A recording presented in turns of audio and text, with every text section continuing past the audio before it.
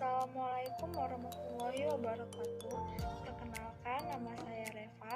Di sini saya akan membahas materi metodologi penelitian. Adapun materi yang akan saya bahas kali ini adalah desain penelitian dan populasi teknik sampling.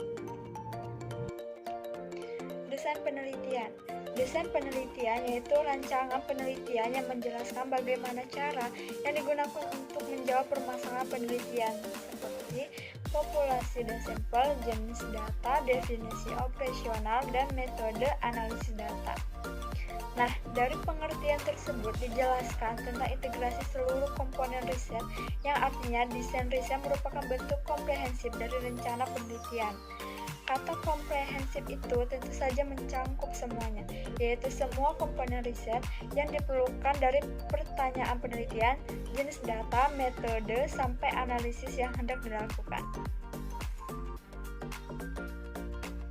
Definisi operasional adalah cara mengukur variabel dengan menggunakan berbagai skala. Macam-macam skala pengukuran ada 4, yaitu skala nominal, skala ordinal, skala interval, dan skala rasio.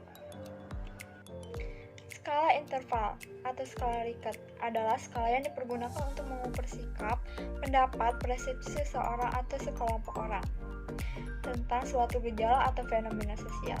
Dengan menggunakan skala Likert, maka variabel yang diukur dijabarkan menjadi item-item pertanyaan. Jawaban setiap item instrumen mempunyai gradasi dari sangat positif sampai sangat negatif.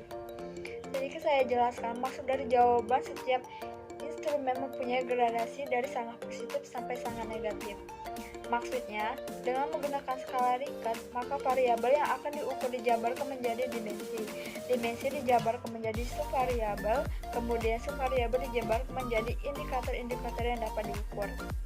Indikator-indikator yang terukur ini dapat dijadikan titik tolak ukur membuat item instrumen yang berupa pernyataan atau pertanyaan yang perlu dijawab oleh responden. Setiap jawaban dihubungkan dengan bentuk pernyataan atau dukungan sikap yang diungkapkan dengan kata-kata, hingga jawaban setiap item instrumen yang menggunakan skala Likert mempunyai gradasi dari sangat positif sampai sangat negatif.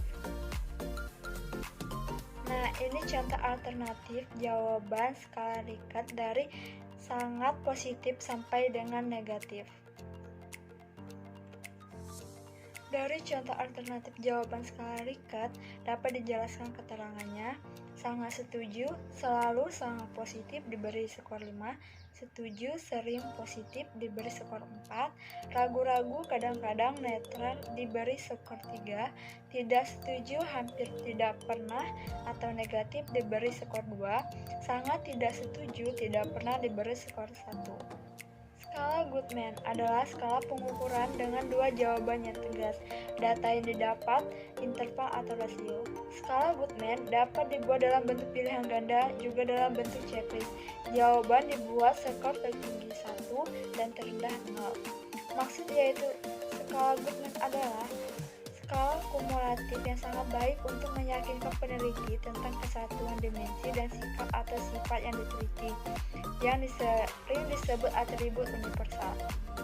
Skala pengukuran dengan tipe ini akan didapat jawaban yang tegas. Data yang diperoleh dapat berupa data interval atau rasio dikotomi dua alternatif.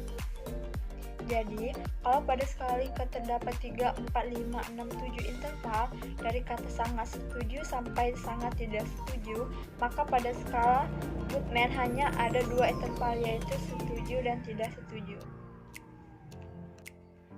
Skala nominal adalah skala pengukuran di mana angka tidak memiliki makna kecuali hanya sebagai pembeda.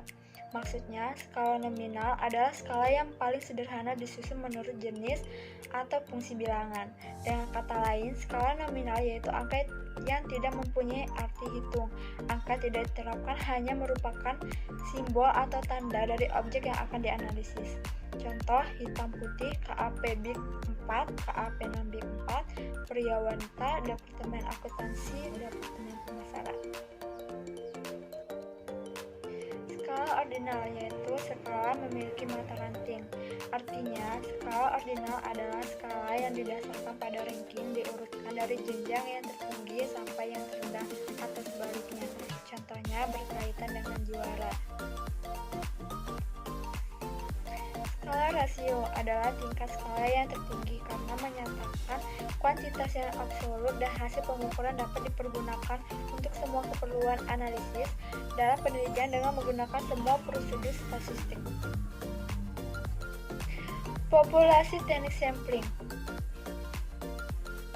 Definisi populasi dan sampel. Populasi adalah wilayah generalisasi yang terdiri atas objek atau subjek yang mempunyai kuantitas dan karakteristik tertentu yang ditetapkan oleh peneliti untuk dipelajari dan kemudian ditarik kesimpulannya. Sedangkan sampel adalah sebagian dari jumlah dan karakteristik yang dimiliki oleh populasi.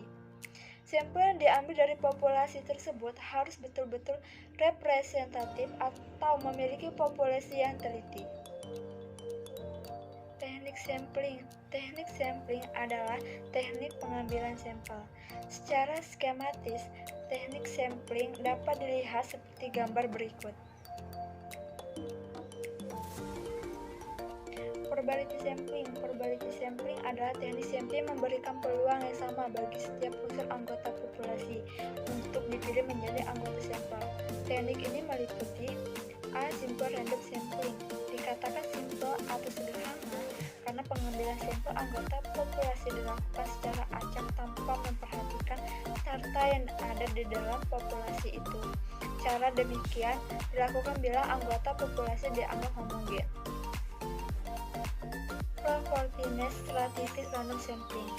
Teknik ini digunakan bila populasi mempunyai anggota atau unsur yang tidak homogen dan bersastra secara proporsional. Suatu organisasi yang mempunyai pegawai dari latar belakang pendidikan, maka populasi pegawai itu bersastra. Contohnya dapat dilihat seperti gambar C. Disproportionate Stratified Random Sampling. Teknik ini digunakan untuk menentukan jumlah sampel bila populasi strata tetapi kurang profesional. D. Cluster sampling atau area sampling. Teknik sampling untuk menentukan sampel bila objek yang akan diteliti atau sumber data sangat luas. Non-probability sampling. Non-probability sampling adalah teknik yang tidak memberi peluang kesempatan bagi setiap unsur atau anggota populasi untuk dipilih menjadi sampel. Teknik ini meliputi A. Sampling sistematis. Sampling sistematis adalah teknik penentuan sampel berdasarkan urutan dari anggota populasi yang telah diberi nomor urut. B. Sampling kuota. Sampling kuota adalah teknik untuk menentukan sampel dari populasi yang mempunyai ciri-ciri tertentu sampai jumlah kuota yang diinginkan. C. Sampling aksidental. Sampling aksidental adalah teknik penentuan sampel berdasarkan kebetulan, yaitu siapa saja yang secara kebetulan bertemu dengan peneliti dapat digunakan sebagai sampel. Bila dipandang orang yang kebetulan ditemui itu cocok sebagai sumber data. D. Sampling proposif. Sampling proposif adalah teknik penentuan sampel dengan pertimbangan tertentu. Yang E. Sampling jenuh. Sampling jenuh adalah teknik penentuan bila semua anggota populasi digunakan sebagai sampel. Yang terakhir yang F. Snowball sampling. Snowball sampling adalah teknik penentuan sampel yang mula-mula jumlah kecil. Kemudian sampel ini disuruh memilih teman-temannya untuk dijadikan sampel. Begitu seterusnya, sehingga jumlah sampel semakin banyak. Ibarat bola salju yang mengelinding makin lama makin besar. Pada penelitian ini, kualitatif banyak menggunakan sampel purposif dan snowball. Sekian presentasi dari saya, terima kasih atas perhatiannya. Kurang lebih saya mohon maaf. Demikian akhir presentasi saya, semoga bermanfaat untuk kita semua. Assalamualaikum warahmatullahi wabarakatuh.